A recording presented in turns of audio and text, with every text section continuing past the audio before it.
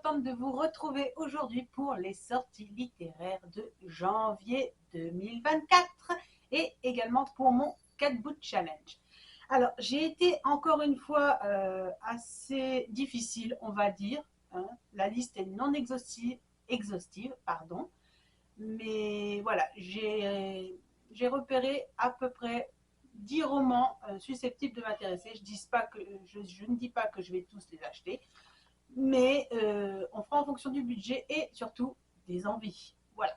Donc avant de commencer, et je vais vous les présenter, comme d'habitude, si jamais ce que je fais vous plaît, n'hésitez pas à vous abonner à ma chaîne YouTube. Et vous pouvez également liker mes vidéos et me suivre sur les réseaux sociaux. Je vous mets les liens en dessous de la vidéo, n'hésitez pas.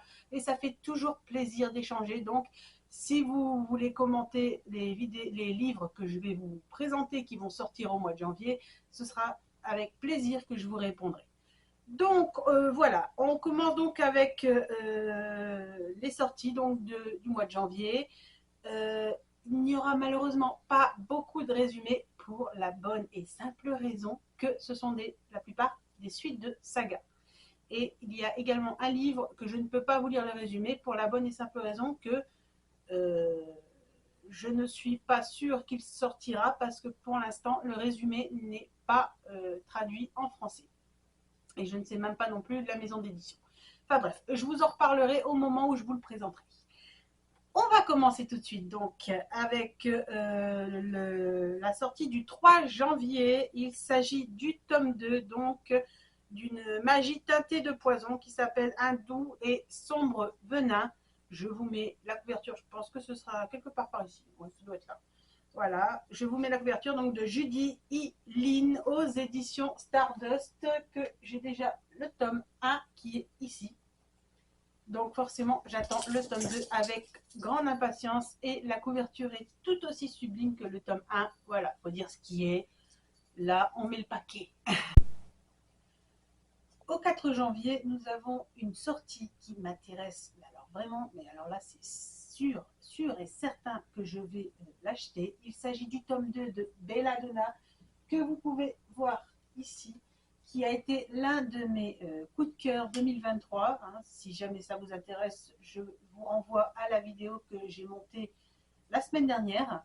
Alors, il s'agit donc de Belladonna tome 2 de Adaline Grace qui sort donc chez De Saxus, mais qui s'appelle Foxglove. Et franchement, j'ai vraiment hâte de connaître la suite et de retourner au manoir des Hawthorne. Franchement, c'est clair et net que celui-là, je vous le présenterai début février. Dans ma palle, il sera sûr à 110% acheté parce que franchement, c'était vraiment une pure merveille. Voilà. Ensuite, on passe au 10 janvier avec le tome 2 de The Savage Bonds, Les liens du destin de J.Bri chez les éditions Corrigan. Forcément, j'ai le tome 1, là c'est pareil. Je trouve que la couverture, elle est très jolie aussi. Il y a des couleurs qui sont très intenses. Donc, ça me fait tout de suite très envie. Et comme c'est un tome 2, malheureusement, je ne peux toujours pas vous lire le résumé. Voilà. Toujours au 10 janvier, nous avons aussi encore un tome 2. Donc, du Royaume des Corbeaux, La maison au cœur exalté. Sachant que le tome 1, c'était La maison aux ailes déployées, je crois, quelque chose comme ça. De Olivia Wildenstein, également chez les éditions Corrigan. Donc, j'ai vu la version collector, il faut dire ce qui est, elle est très belle, mais je ne pense pas que je prendrai la version collector. D'un point de vue budget, c'est plus possible à l'heure actuelle. Donc, je verrai si je me prends la version brochée, ce sera déjà pas mal, on va dire. Si vous entendez du bruit, vous inquiétez pas, c'est mon chien et mon chat qui ont décidé de jouer pendant que je filmais. Donc voilà, c'est pas grave. Ils sont avec moi tout le temps de toute façon. Alors là, par contre, très intéressant, une réédition d'un livre que je n'ai jamais trouvé en occasion pour la bonne et simple raison que je ne le trouvais nulle part, même en occasion. Il s'agit d'un des livres de Lucinda Riley qui va être réédité donc, La rose de minuit aux éditions Charleston. J'ai pratiquement tous ses livres et j'ai vraiment hâte de l'avoir celui-là aussi. Donc là, je peux vous lire également donc, le résumé. Quand la célèbre actrice Rebecca Bradley passe les grandes portes de fer forgé d'Astbury Hall, le domaine anglais qui sert de lieu de tournage à son prochain film, elle éprouve immédiatement une curieuse sérénité, malgré le tourbillon des essayages et l'effervescence des prises. Jusqu'au jour où elle découvre sa troublante ressemblance avec Lady Violette, la grand-mère de l'actuel propriétaire de la demeure. Et lorsqu'elle rencontre un jeune homme originaire de Bombay en quête d'informations sur son aïeul qui a vécu à Asbury Hall au début du XXe siècle, Rebecca perce peu à peu les secrets qu'abritent les vieilles pierres du manoir. Mais les ombres qui hantent la dynastie des Asbury pourraient bouleverser bien des destinées. Une étourdissante fresque multigénérationnelle qui nous fait voyager des beaux manoirs à la campagne anglaise au palais des Maharajas du début du XXe siècle. Le style de Lucinda Riley, franchement, je l'adore. J'ai commencé à lire les 7 sœurs, je ne les ai pas tous lus, mais je les ai tous dans ma palle. J'en ai lu d'autres livres d'elle que j'ai vraiment, vraiment adoré, comme la lettre d'amour interdite. Donc forcément, c'est une autrice chouchou. C'est dommage qu'elle soit décédée. Donc franchement, c'était normal que les éditions Charleston rééditent ce livre que je n'ai jamais réussi à mettre la main dessus, malheureusement, ou alors à un prix exorbitant, impossible. Donc j'ai vraiment, vraiment, vraiment hâte de me pencher sur ce roman. On passe au 11 janvier avec le tome 3 de Atlas 6 de Olivier Blake chez les éditions Michel Lafon. Donc forcément, je vous ai parlé du tome 1, je vous ai parlé du tome 2. Il est normal que je vais voir pour avoir le tome 3 dès que possible. Ensuite, au 17 janvier, vous voyez, comme il y a beaucoup de suites, forcément, la vidéo va être assez rapide à tourner. Parce que comme je ne peux pas vous dire les résumés, sinon ce serait du spoil, voilà, ça ne sert à rien. Si jamais les premiers tomes, vous en avez entendu parler ou s'ils vous intéressent, n'hésitez pas à vous renseigner dessus, hein, ils sont géniaux.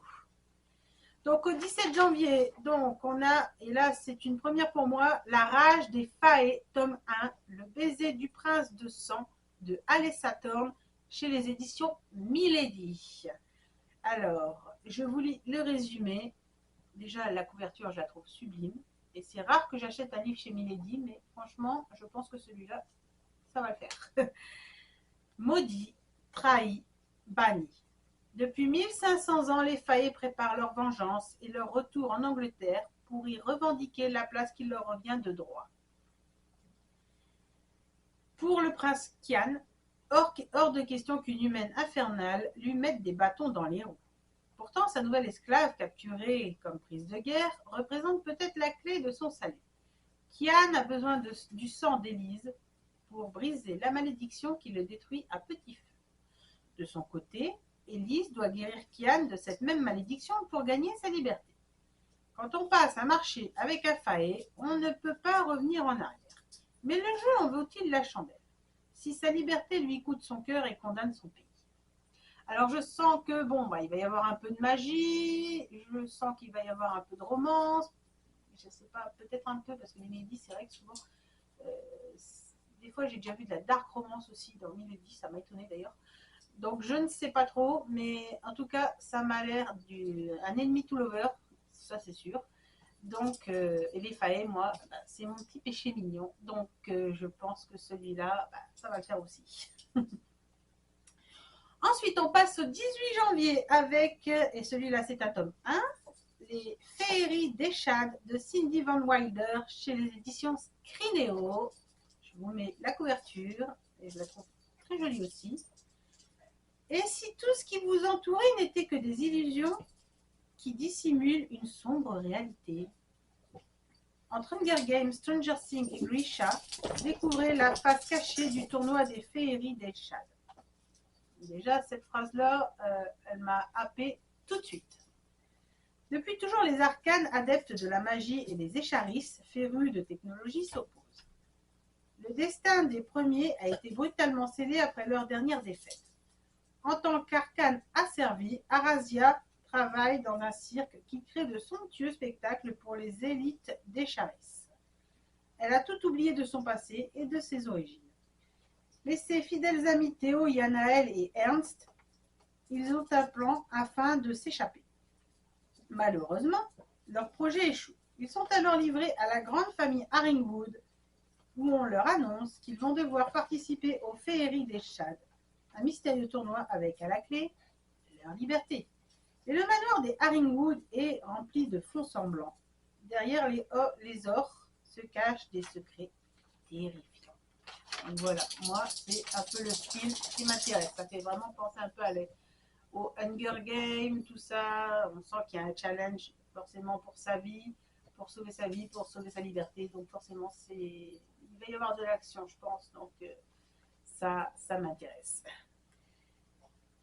Ensuite, au 31 janvier, vous voyez, on passe déjà à la fin du mois. Le tome 2 de Fire and Frost, le brasier de Hayley Blake chez les éditions Corrigan. Alors là, excusez-moi, je suis obligée de vous mettre la couverture en version anglaise. Je pense qu'elle sera pratiquement la même que la version française, mais je n'ai pas à ce jour, nous sommes le 18 décembre, à ce jour, nous n'avons toujours pas vu la couverture donc, de la version française de ce roman. Donc, j'espère qu'ils ne vont pas changer la date. Généralement, ça n'augure rien de bon quand on n'a pas tout de suite la bonne couverture. Donc, voilà. Et le livre que je vous parlais tout à l'heure également, donc le 31 janvier, et alors, c'est pour ça que je suis un peu dubitative, il s'agit de One True Love de Taylor Jenkins Reid. Donc, Taylor Jenkins Reid, qui, je vous rappelle, est l'auteur ou l'autrice, je crois que c'est une femme, qui a fait Les Sirènes de Malibu, qui a fait Daisy Jones and the Six, et qui a fait également Les Sept Maris d'Evelyn Hugo, que j'ai adoré. Voilà, donc ça, c'est son prochain roman qui est censé être traduit en français et donc sortir fin janvier. Malheureusement, je ne sais pas par quelle maison d'édition. La logique voudrait que ce soit Charleston, mais j'en suis pas sûre. Et le résumé, je ne peux pas vous le lire pour la bonne et simple raison qu'il n'est toujours pas traduit en français. Donc c'est pour ça que je suis un peu dubitative. J'espère qu'il va sortir, mais à cette époque, à un mois et demi, mettons, de sa sortie, généralement, ça veut dire que les sorties vont être repoussées. Donc, la couverture, c'est la couverture anglaise, mais je pense que ce sera la même également que celle française. C'est un peu comme Fire and Frost. Donc, j'ai vraiment hâte de l'avoir entre les mains parce que je trouve que les trois autres livres de cette autrice sont sublimes. D'ailleurs, deux d'entre eux font partie de mes coups de cœur de 2023. Donc, forcément, je veux me procurer ce livre dès qu'il sera sorti. C'est franchement tout à fait normal. Voilà. Donc, voici les 10 livres que je voulais vous présenter qui vont sortir au mois de janvier. Et je voulais également vous présenter donc mon 4 book challenge que je renouvelle en 2024 avec donc un défi à faire par mois pour pas être trop crevé parce que quand on a tout d'un coup dans un mois autant de défis à faire, c'est franchement moi ça me fatigue vite, ça me lasse, ça me gave.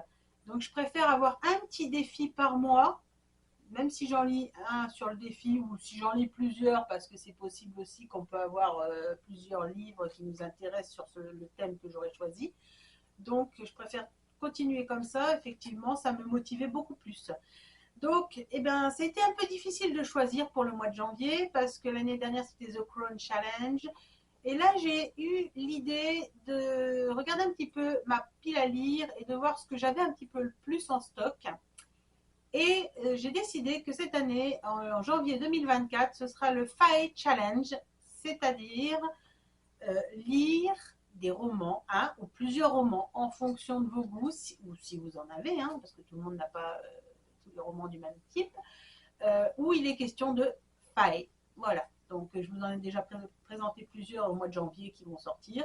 J'en ai un petit paquet quand même dans ma pile à lire aussi, donc je n'aurai que l'embarras du choix. Donc je n'aurai pas d'excuses pour honorer le challenge du mois de janvier. Donc voilà, c'est tout pour cette vidéo. J'espère qu'elle vous a plu. N'hésitez pas à la liker comme j'ai dit, à commenter si jamais les sorties que je vous propose ou si vous avez, donc si les sorties vous plaisent ou si vous avez plus d'informations que moi sur certaines, parce que franchement j'ai cherché un peu partout pour grappiller des informations par-ci par-là, ça a été un peu difficile. Donc, si jamais vous avez des informations, n'hésitez pas à me les mettre en commentaire. Ça me fera plaisir de les lire et de répondre surtout. Donc, moi, je vous souhaite de bonnes fêtes de fin d'année parce que, mine de rien, Noël approche. Et évidemment, la nouvelle année également. Une bonne fin d'année, un joyeux Noël. Et je vous retrouve donc début janvier pour mon bilan lecture du mois de décembre. Bon, pour l'instant, il n'est pas terrible parce que je cours partout entre mes enfants, les cadeaux de Noël à faire, et les idées pour préparer le réveillon, tout ça. Forcément, j'ai pas beaucoup la tête à ça, j'ai pas beaucoup la tête à lire. J'ai jusqu'ici lu 2 livres et demi. Bon, vous me direz, pour un 18 décembre, c'est déjà pas mal. Peut-être qu'il y en a qui ont lu plus, mais bon, quand on est maman de 2 enfants, c'est chaud, quoi. C'est chaud. Vivement les vacances, on va dire. Donc voilà, et je vous retrouverai également donc pour un beau col qui est déjà assez conséquent. Je ne sais pas si le Père Noël va me rapporter des beaux livres pour Noël. Je serai contente. Donc si jamais c'est le cas, je vous les montrerai. Vous ne vous inquiétez pas. Voilà.